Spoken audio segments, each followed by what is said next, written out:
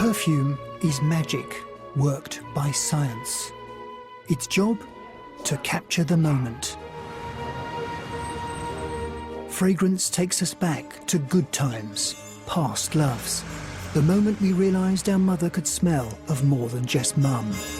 What I associated when my mum was getting ready, that child's vision of the most beautiful princess, and at that point that was my mother. The message is romance, but the language is molecules, spoken by perfumers or noses. They're artists, scientists, and philosophers.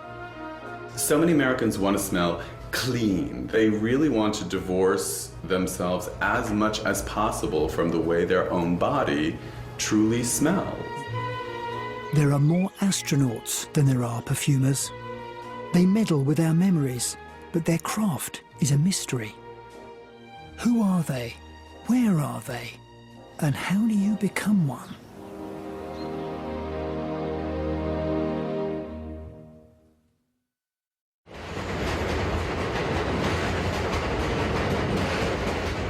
In August, New York reeks. Below the surface, citizens endure the commute, breathing hot steel and perspiration. Above ground, a cacophony of scents, riding on wet steam and rotting vegetation.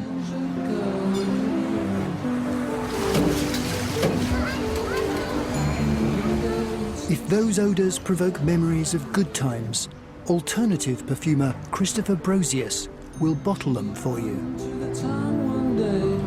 I think constantly about how things smell.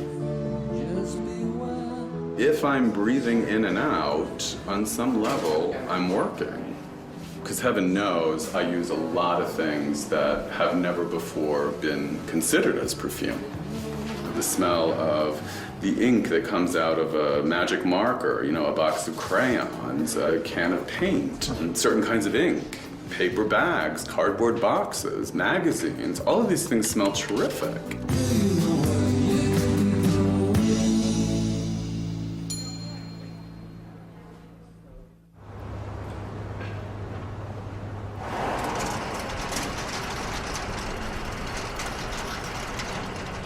Brosius makes scents that smell of real things.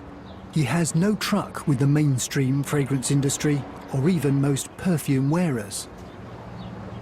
So many Americans want to smell clean. That is one of the reasons that I Hate Perfume really came to be. Americans frequently have this idea that perfume is used by the French to cover up the fact that they never shower. This is utterly and completely ridiculous. The French are not afraid of the way people naturally smell. And in fact, sometimes perfumes are designed to really kind of amplify that, to make that really alluring and really erotic and really attractive.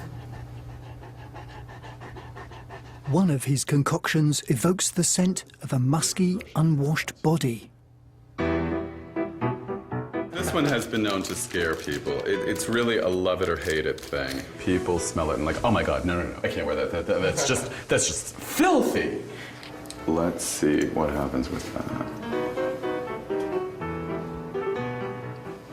I don't dislike it. I mean, I'm not in love with it, but I wouldn't say that I was scared of it. It smells kind of sweet to me.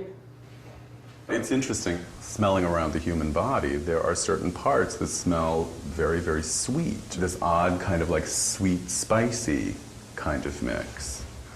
And that's what that particular scent is really all about. Really? You like this? That's great.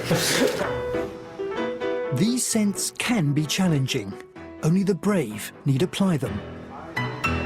There are lots of foods, particularly meats, that smell wonderful. Bacon. Bacon is divine. These are fantastic smells.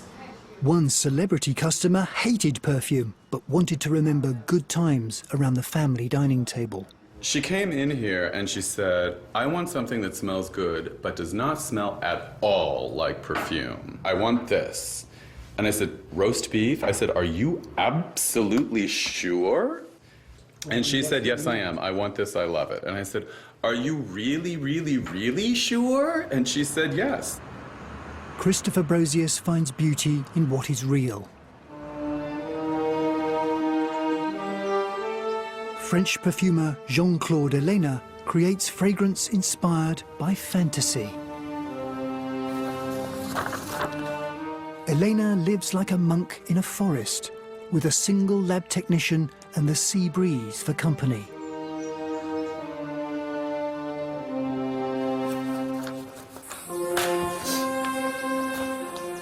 He is the Obi-Wan Kenobi of fragrance. I want to be alone, only with my thought. It's time to give more philosophy, to give more serenity, to give more spirit in perfumery. Elena makes olfactory masterpieces with very few, very expensive ingredients. I like very much, you know, the painting of, well, Cézanne and Matisse, and I like also abstract painting.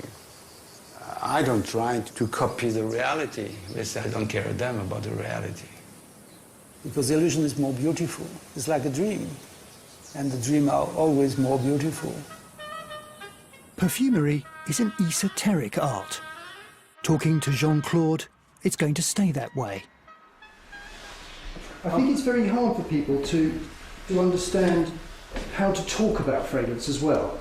So maybe this would be the best way to explain if I compare it to colors. Red, dark and warmth. This is the kind of things that I can do in perfume. But red, to me, is also hot. Can red be cold? Can red be cold? Like blue can? Can red be cold? Let me think about it. If colour doesn't offer enough parallels, there's always texture. So you're saying smells have texture? No, okay, I can take this one. The thing is, the texture is, in one way it's very cold, because it's still, it's cold and smooth. This is the kind of things that I can do in perfume. So I can give in this perfume a kind of cold note, quite cold and smooth. Here it's very rough. Yes, like concrete. It's concrete, so it's very rough. And of course I can play with both.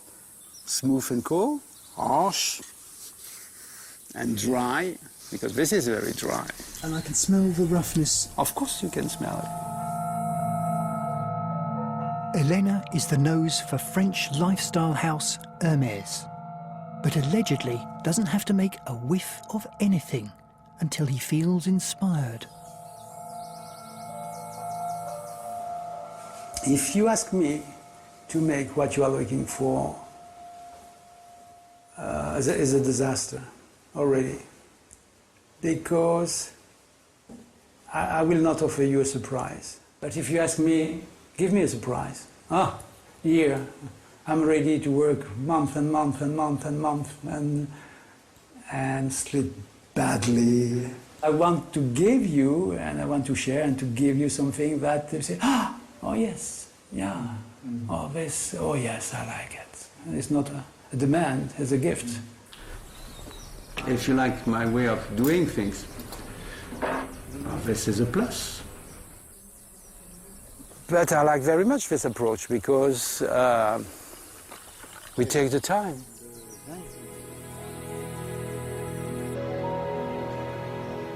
Before he was a sorcerer, Elena was an apprentice at the School for Noses.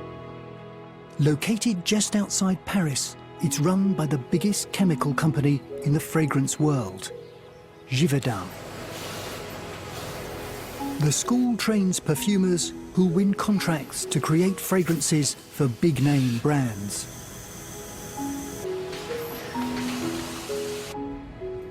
Jean-Claude Elena went his own way. Today, students are prepared for a corporate life of strict budgets and stricter deadlines. Many apply, few are chosen. This year, there are 5 students. Some years, they don't take any.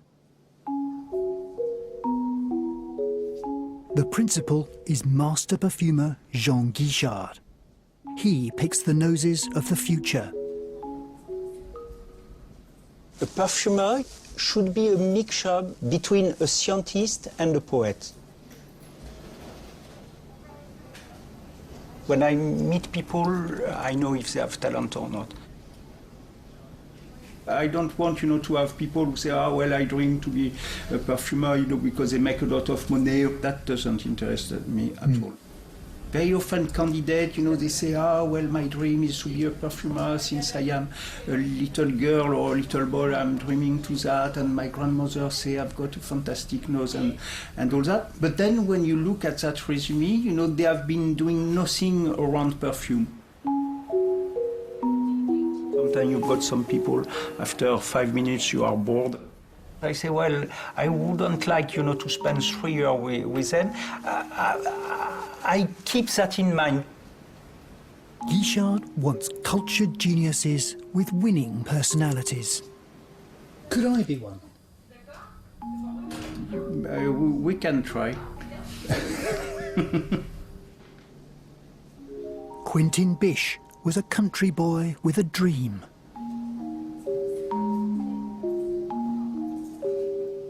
There were flowers everywhere at home.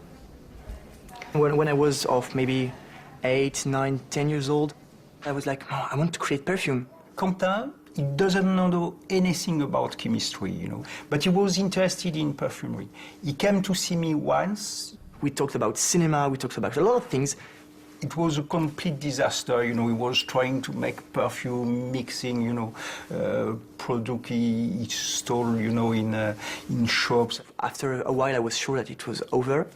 And one nice Thursday afternoon, all the time the phone in my pockets at that time, of course, I saw the 01, so Paris, was like, oh, hello, Quentin, it's Jean Guichard. So I pre-selected him. And he told me, if you're still interested, and that was it. I think he's got a lot of talent. I was hired, and I'm sorry. No, it's remarkable. No, I'm really lucky. We know in the school how to teach the technique. We don't know how to teach the creativity. Linda Song had the right stuff, despite her disadvantaged upbringing. I grew up in a small town called Greeley in Colorado. Anybody in Colorado who they know it, their typical first reaction is, ew. It was very different from Paris. It's funny, I tried to send flowers to my mom for Mother's Day, and especially with being here and exposed to so many different seasonal flowers, I had all these grand ideas of what I was going to send her, and that's just not available in Colorado.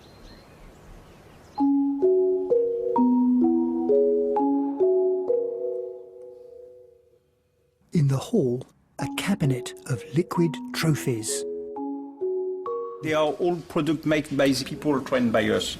Well, what do we have? We've got Poison from Christian Dior, we've got Loulou from Cacharel, we've got Obsession from Calvin Klein, we've got L'Air du Temps, also very important, we've got Kouros.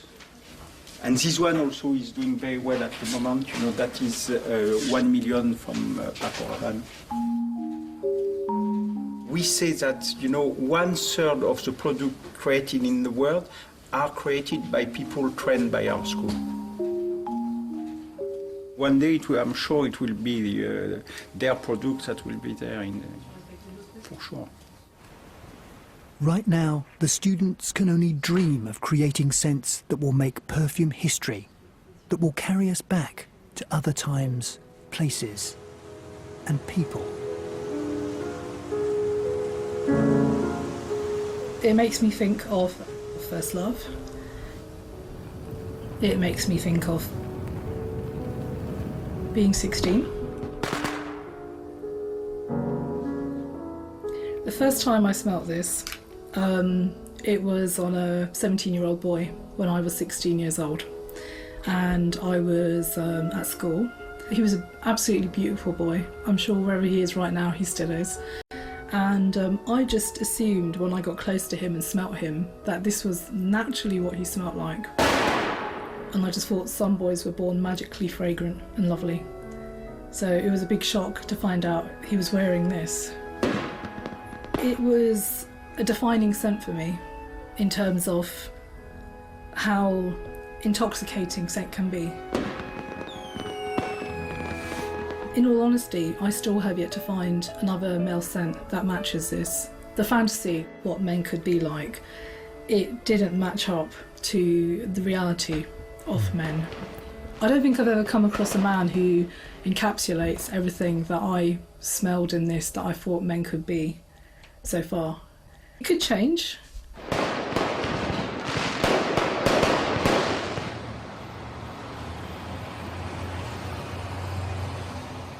Christopher Brosius is in the business of evoking memories. He profits from the sense of loss that fragrance exploits.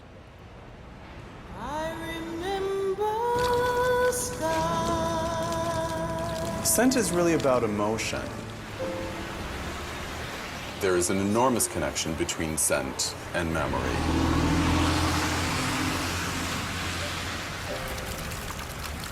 Or at least I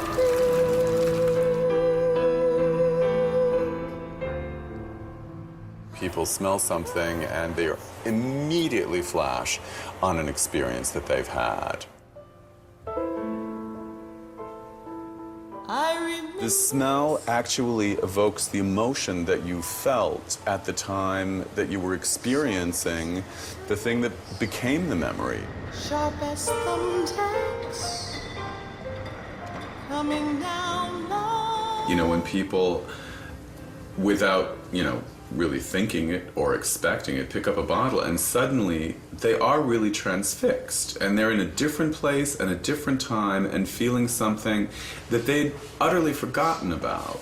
But suddenly, in this simple little bottle, here it is again. And I have clients who keep them kind of as a modern smelling salt, if you will. If they're in their office and their boss is being more than a little demanding that day or incredibly difficult, they can take a bottle out of their desk drawer or their bag and smell it, and at least for a few brief seconds, they have a break. They're somewhere else. They feel better. Brosius has his own way of recovering times past. This is the makings of Memory of Kindness, which is a perfume that's very, very important to me. It's really the smell of tomato leaves and tomato vines growing in a garden. I wanted that smell. I wanted it to smell like tomato leaves. One of the earliest memories I have is of creeping very quietly one summer afternoon. Crawled under the tomato vines in my aunt's garden. It was a very good year. I'm sitting in the dirt under the vines, which, to a small child seem, kind of like a jungle. It's like wild and it's another country in there.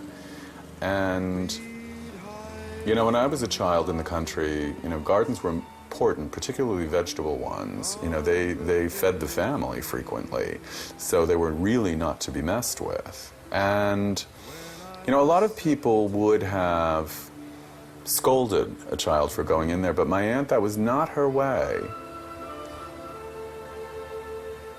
She gave me a cookie, and I realized, she is perhaps the kindest person I've ever known. And, so much of my childhood are memories, involving her. And that just all-pervading sense of kindness. And it all comes back to the smell of a tomato leaf. Who lived up the stairs? So that's what that perfume is really all about.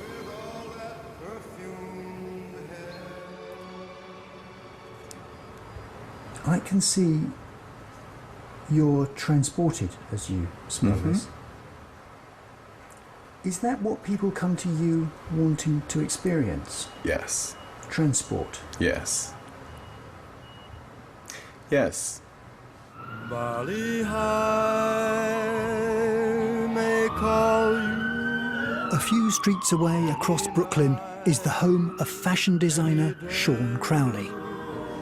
In your heart, you will hear it call you. He's American, but pines constantly for an England that vanished somewhere around 1930.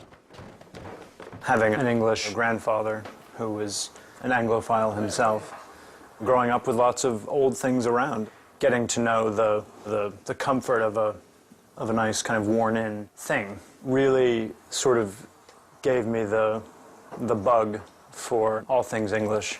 Bit of a mug, a pot with a handle, and thank you.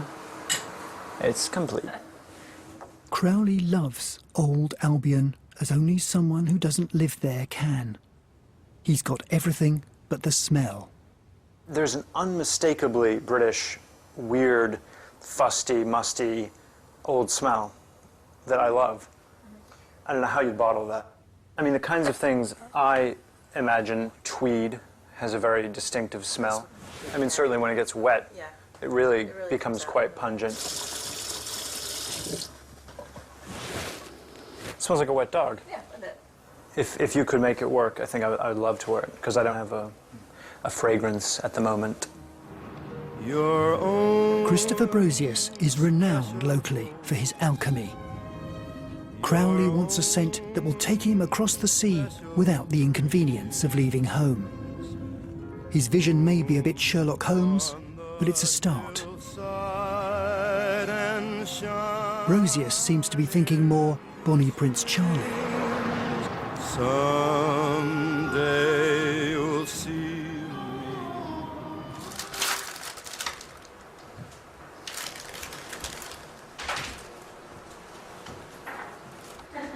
Yay!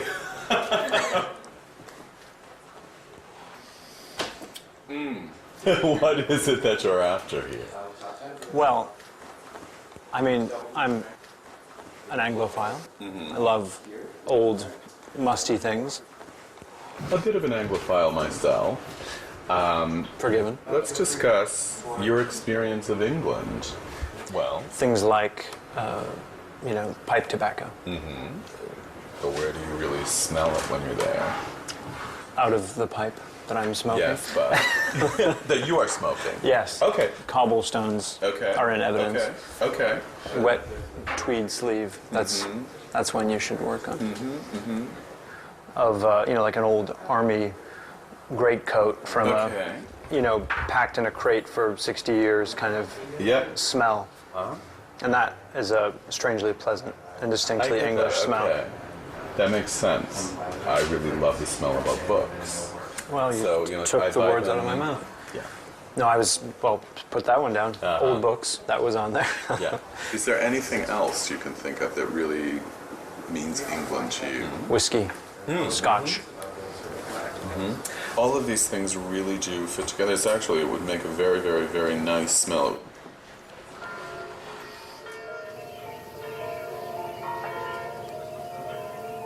Before they can create any fragrance, students at the Nose School must absorb a great body of knowledge about scented raw materials, man-made and natural elements, animal, mineral and vegetable.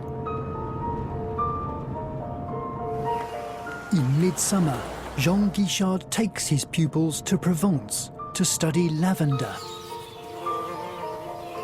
They have to see, the plant, and maybe, looking at the plant, looking at what it is in the nature. When they work with lavender, it is not something abstract.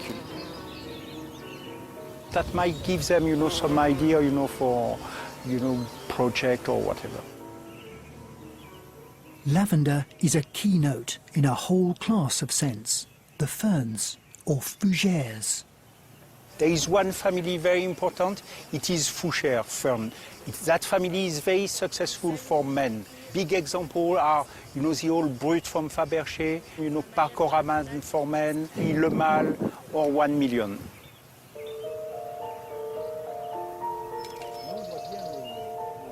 I always tell them, well, work, work, work, but I mean, don't work like a rat in a lab, because you won't have the idea like that. Can you hear the bees? Oh, I'm scared.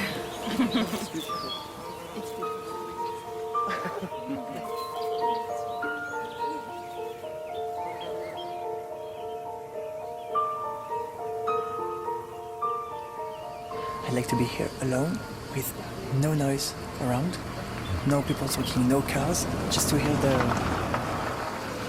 to sleep in the middle of the field. Think about the next future lavender. Not old ladies, but young ladies. Young ladies, yeah. Beautiful young ladies.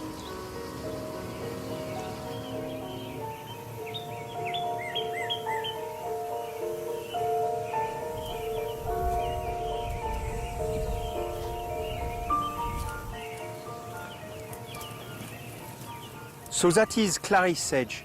Clary sage, we use that also in perfumery. It's a raw material that is very successful for men's products. And some people like, that smell very much, but very often we say it's a bit sweaty. It smells like sweat, but not the female sweat, male sweat. Do you like the smell of it? No? Yes, you like. Yes, Duchile is very controversial. After a few days in the sunshine, the students appreciate the value of getting out of the lab.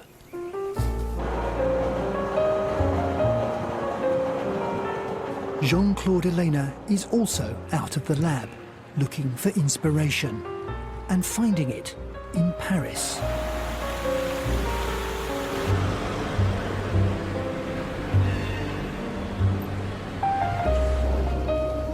On the top of the Hermès boutique, on the roof, you have a small garden. Nobody knows from the street that we have a garden in the top. It's a very peaceful place. It's another world. So I play with that.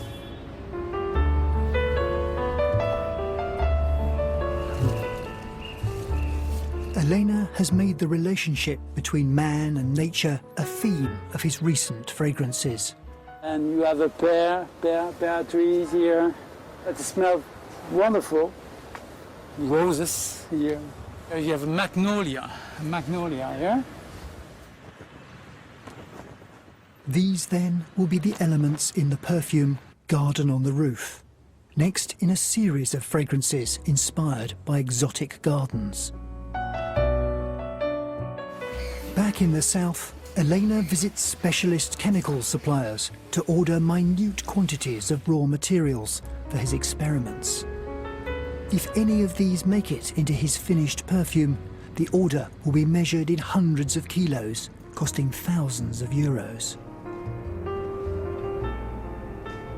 Back at his desk in the woods, the juices start to flow.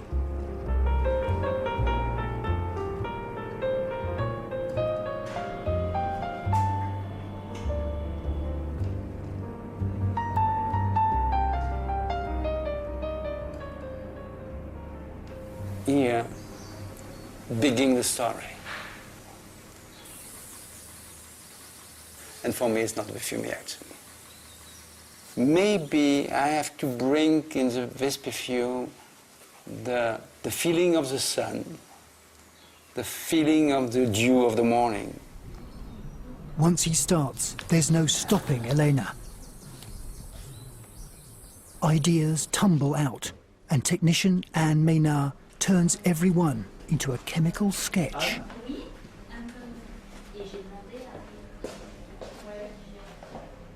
Here are all the tries, yes, and this is about 3 weeks' work. All of this is 3 weeks' work? Yes. In per day, Jean-Claude can make like 10 or 12 maximum tries like this. When you say you often clean it, Because it's full. And I need to clean it. Yes. Chocolate doesn't like this, but I like to clean. yes, but when you say clean, I've got a horrible feeling you mean throw them away. Yes, exactly. Any one of these could turn out to be a classic fragrance that the world would love. Yeah, well, I have to decide. I have to decide. But some of those could be, that could be another Eau Sauvage or a Shalimar or a Terre d'Hermès. Maybe. I'm very shocked by that cupboard. In there, great things, never to see the light of day. This is what makes great perfume so costly. The ingredients are expensive, development's a fortune, and the creator kills all his babies. When it does emerge, this fragrance will become someone's scent signature, provoking memories of them whenever it's smelled, forever after. I'm outside my parents' bedroom. She had like a dressing room. My mother, before she went out at night, it'd just always be this lovely, warm smell. It evokes in me associations of glamour, of what I associated when my mum was getting ready. That child's vision of the most beautiful princess, and at that point that was my mother. And so I suppose that scent encapsulated not only memories of my mother, but also evoke feelings of safety and comfort, I suppose. To work their magic, perfumers at the Nose School must learn to recognise a vast palette of scent notes. In their 3 years here, they don't actually make any fragrance. It's just one giant chemistry lesson. First, they've got to learn, the raw material. It is like the alphabet. All scents are a combination of odorous chemical elements suspended in alcohol. There's a lot to learn. You have to memorize about 500 raw materials and to learn how to mix them in order to create something good. Along with endless smelling, there are countless tests. Quentin is the only student with no previous experience of chemistry. What I don't like is when they come to see me without having worked enough, because then we lose time and I get upset. He's been given the task of identifying individual ingredients in solution and deciding their relative concentrations. What amount did you have to find? 10 for the coriander. That's okay. Okay. Black pepper, 5. That's okay as well. Okay. Nutmeg, I say 10. That's okay as well. Okay. Missing a woody product, not very far from cedar wood. Okay. Could it be Kephalis? No. Cedral, something Cedral. like that? Cedral. It is cedral. Ah, okay. Very good. I have a really hard time finding them, I must admit.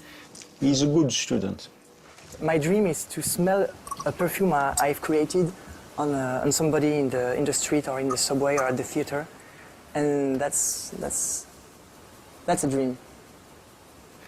Linda is further along the course and has a more complex task, dissecting the chemical elements of accords or blends of notes. Linda, she has learned the raw material. Now she learned, how to mix them.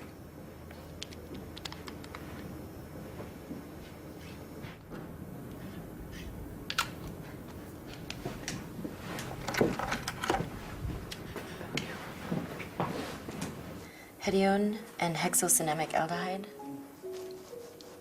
On this one, in fact, there are 3 raw materials.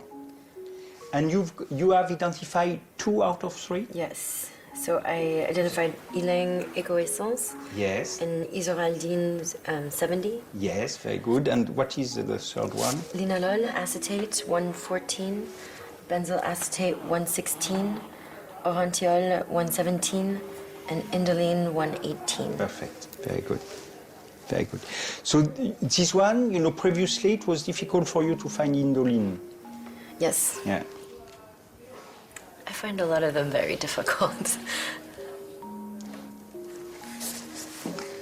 Then 149 to 153, I was missing one raw material.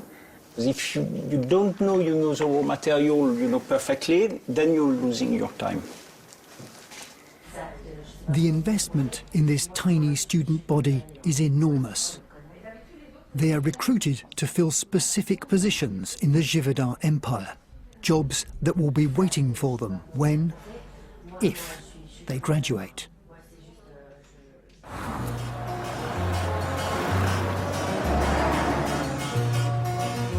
Christopher Brosius is in London. He's researching its signature smells for client Sean Crowley's British scent.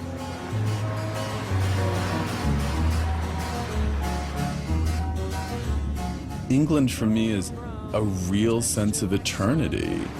Lays me down with my mind, she runs throughout the night. There's an underlying English smell here, which I recognize as London, kind of dirty, urban smell. It's been a while and things have changed. The perfumer's scent memories are unreliable. Yeah, it's really just boring. You know, the old ones had leather seeds, you know, so they had an inherent smell of their own. And I think from, you know, just like a decade or so of people riding in them, you know, the leather was soaked with a much more interesting smell.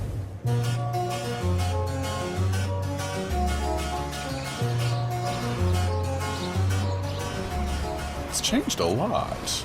There are a lot of things that I noticed that are very, very different.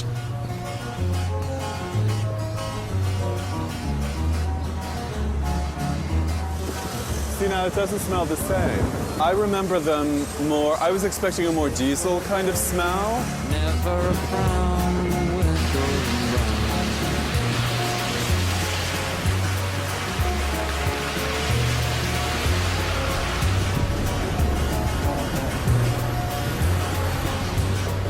The scent of phone books hanging in the phone boxes. You know, like they were always there on the chain, generally like battered to hell. A couple of them smelled absolutely dreadful. Apparently there was no public gentleman's convenience nearby. I realized it's like, you know, that phone book smell is gone. It's just like the dodo, a thing of the past. Client Sean Crowley was thinking mildewed frock coats and hansom cabs, but they're extinct. At least the pubs are still clinging on. Could I have a pint of black sheep, please? There is only the smell of beer in here. There is no longer the smell of smoke. That's it, thanks. I remember, you know, like when I was much younger, the first pub that I ever went into, it was to barely see the barkeep on the other side of the counter. It's a very London thing. Problem is, this is not something that is going to translate well into something that can be worn. I mean, think about the scent of Stilton cheese. It's a wonderful smell. You would not want to be anywhere near a person who smelled like Stilton cheese. They're not things that you can really put on the human body and it's going to smell alluring in any way. I have a client who's an actress with a director that she'd never worked with before, and apparently on the first day of rehearsal, he pulled her aside and said, drinking isn't going to be a problem with you, is it? And she said, well, no, why do you ask? And he said, well, you really smell like whiskey a lot. And she said, oh, no, it's not that I've been drinking, it's my perfume. And she actually had to bring in the bottle to the next rehearsal to show him so that he would believe her. And I thought, ooh, you know, that's not something that I'd really considered before, but it's definitely something to be mindful of. Was it one of your perfumes? Yes, it was. Alcohol is risky. Dairy is a no-no. Sean Crowley's scent may be unattainable. The smell of a bus seat, the scent of wet London pavement, the inside of a taxi cab. You know, I need to be able to have all of those little bits and pieces that can be assembled to create something that is really, for Sean, his ultimate London experience. Much of what perfumer and client were after has evaporated over time. But there is one smell that will be forever England.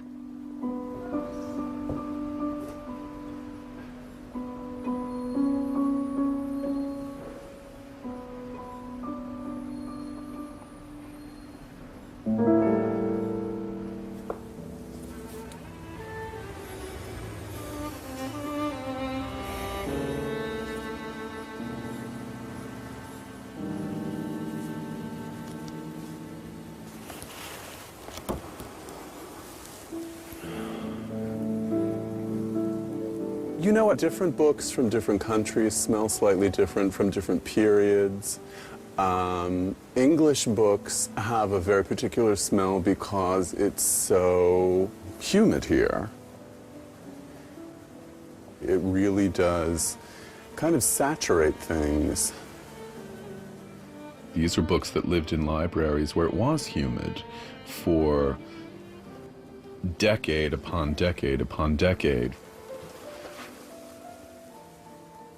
For heaven's sake.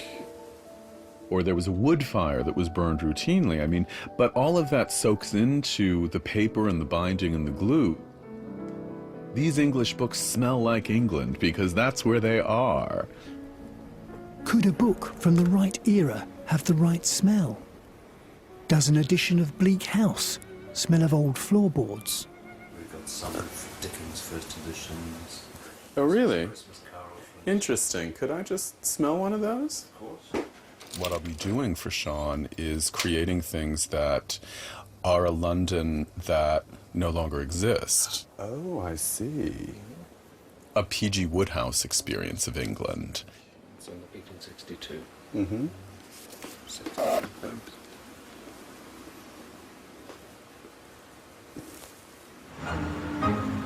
In September, Jean-Claude Elena takes his ideas for the garden on the roof scent to his employers in Paris. This fragrance must be a liquid expression of quality, craft and provenance. Wearers must smell it and know it's more than just expensive. He may have complete creative freedom, but even Elena has a client to please. The general manager of Hermès Perfumes, Catherine Fulconis. Ah oui, je voulais te montrer les derniers essais du jardin.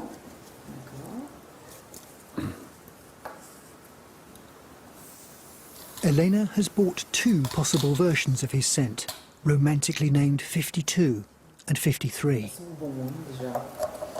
Et ça sort du flacon, c'est bien. C'est incroyable, hein, le Voilà. peut avoir ce 3,52. C'est un peu étouffé. Un peu étouffé. Un peu, 53, il y a un peu d'encens, il y a un peu virevoltant, il est très joyeux. Il était bon aussi, mais je trouve que par rapport à notre propos du jardin, c'est plus le sympa comme ça. 53, voilà, nous emmène vraiment ailleurs. Un peu d'en manger avec le 53, il y a un côté assez... un côté un peu croquant. Croquant. Délicieux. Il est délicieux. Non, c'est bien. On va le suivre, hein, on va le... Ouais. Mais là, je trouve qu'on y est, hein. Je trouve qu'on y est.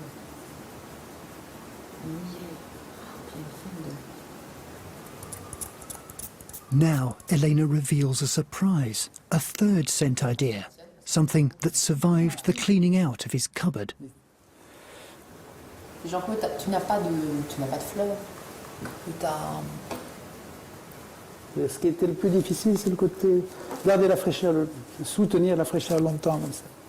Est-ce que tu crois que tu peux continuer à accentuer peut-être toutes ces petites facettes, feuilles froissées, boisées? Peut-être on peut jouer dessus.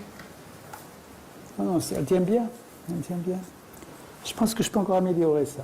Dans quel sens tu vas travailler? Je suis en train de travailler sur une essence de coriandre. Et parce que la coriandre, c'est très très frais. Oui. Mais il y a des côtés désagréables dans la coriandre, donc je suis en train de me faire éliminer. Je me fais un produit spécial. Côté un peu épice froide, oui, épice un peu de touche. Ouais. Donc c'est un très bon démarrage. Un petit peu, c'est ma poule là. Un petit peu, ce que j'aime bien d'ailleurs, un petit peu animal, non? C'est bien parce que c'est ce côté chaud, peau, ça l'est un peu sensuel. The philosopher knows we'll return to his forest to adjust, refine, and dream some more.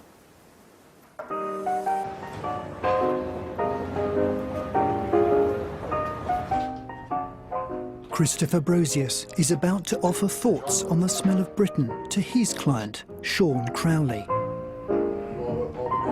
He's memorised the smells of London and recreated them with a mix of ingredients sourced from chemical companies. The army greatcoat that he mentioned was very intriguing to me, although I know that fabric smells have been a big challenge to really get right. It's one of those kinds of smells that the perfume industry overlooks. You know, it's like they're not interested in the smell of wool or tweed or cotton or silk. They want things that are pretty, which means, you know, like flowers, fruits, you know, trees, what have you.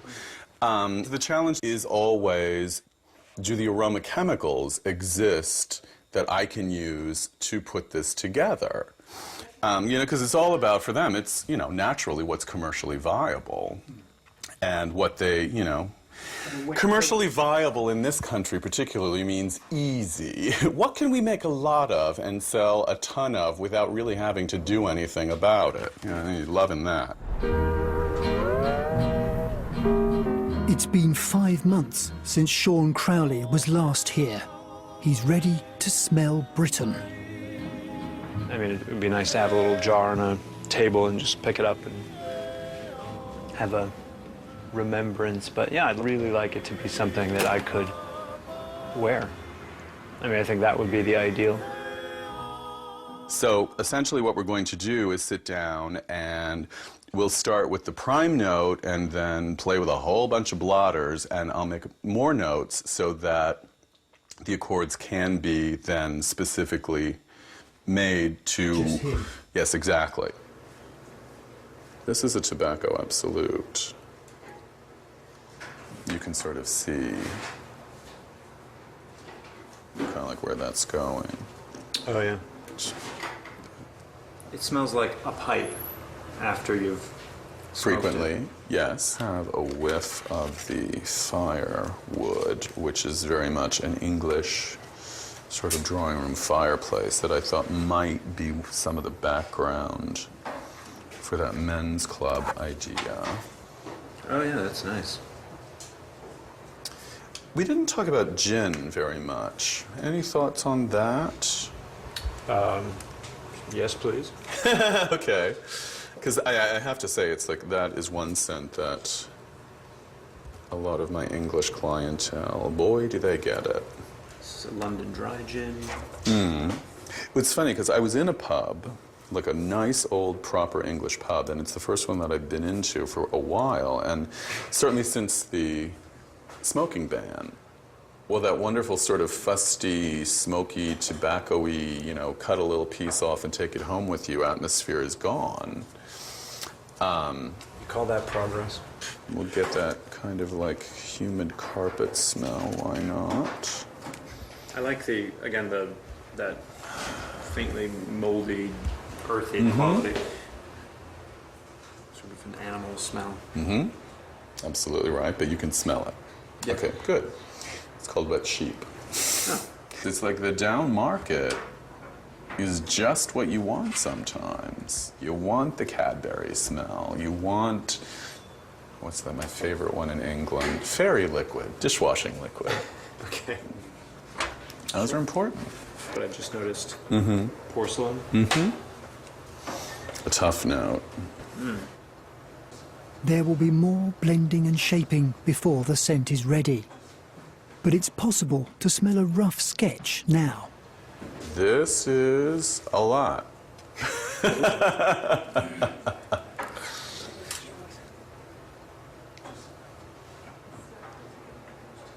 Somewhere in that cloud is England. Sure.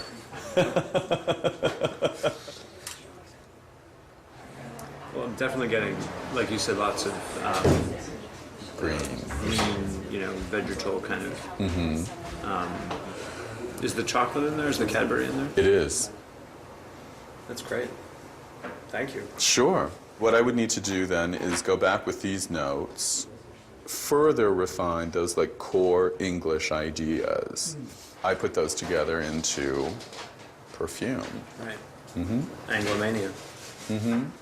Perfume is always an art about time. It takes time to create it. It takes time to think about it. It takes time to really have it on the skin telling its story. All of those things are about time. And in the modern world, time is a luxury that is not cheap. It's like having a suit made, but much longer. Having multiple fittings and going back and smelling and refining and tweaking. A bespoke perfume like this costs in excess of $2,000. It just adds one more layer to your life. You know, it's something that you look for that you didn't look for before. You know, in this case, smells. You know, fragrances, and I guess fragrances from unlikely places. And so I really hope that maybe through this we can actually find something that reeks of England. It's going to be a long haul, but I look forward to it.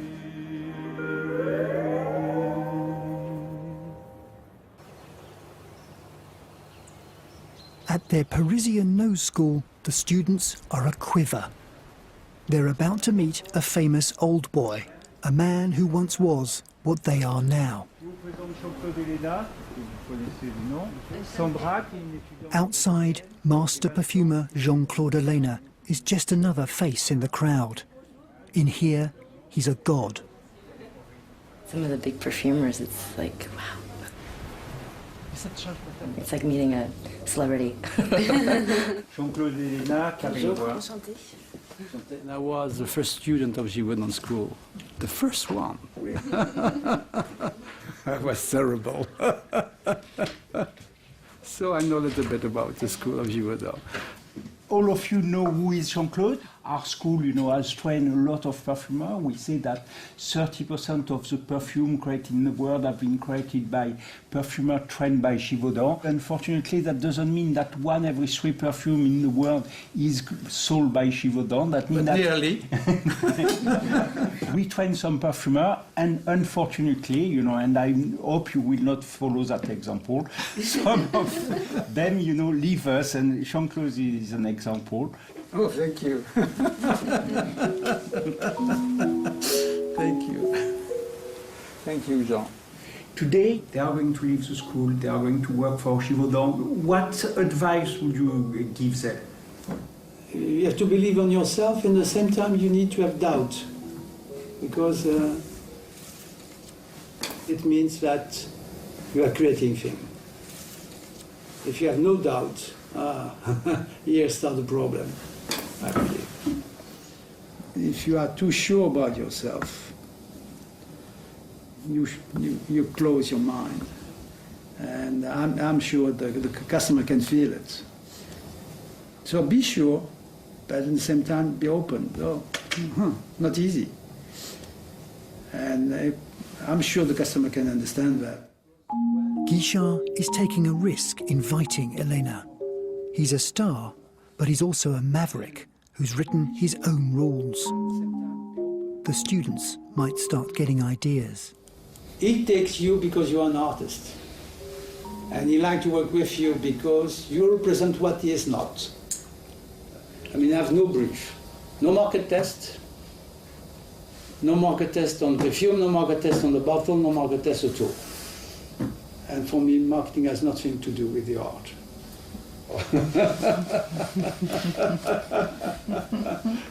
What I do in the Hermès is what I do for me. The signature of the Hermès perfume, it's my signature. The trainees have yet to make a fragrance, but they've had a glimpse of the world of creative expression a perfumer can enjoy. We could have spent all day with him, probably, non-stop, just listening to everything they had to say.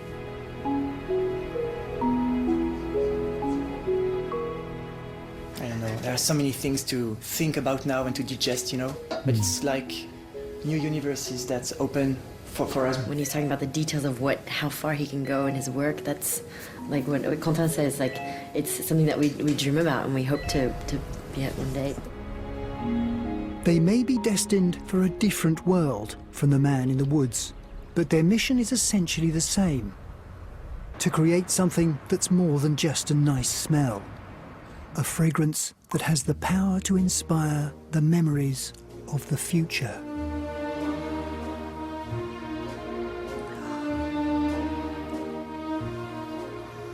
Such memories become flying back to me, as far away as my 18th birthday, which was just after the war had finished. Beautiful warm summer's evening, and this just gently wafting up from the flowers in the night air. Oh, lots of lovely times. And whenever we used to go dancing, which was quite a lot, always found its way behind my ears or on my wrist. Promises, promises, I guess. I wore this perfume when I got married, and obviously it accompanied me on our honeymoon.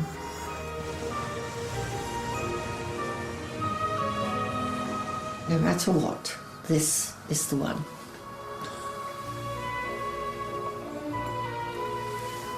It could only be French, couldn't it?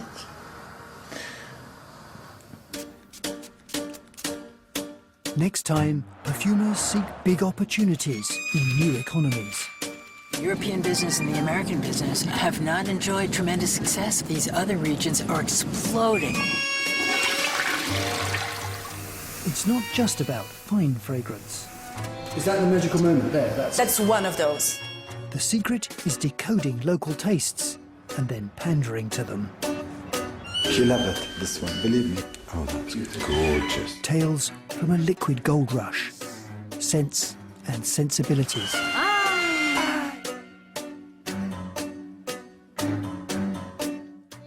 We're pulling the perfect suit apart at the seams in a brand new programme for our luxury season at 9 tomorrow.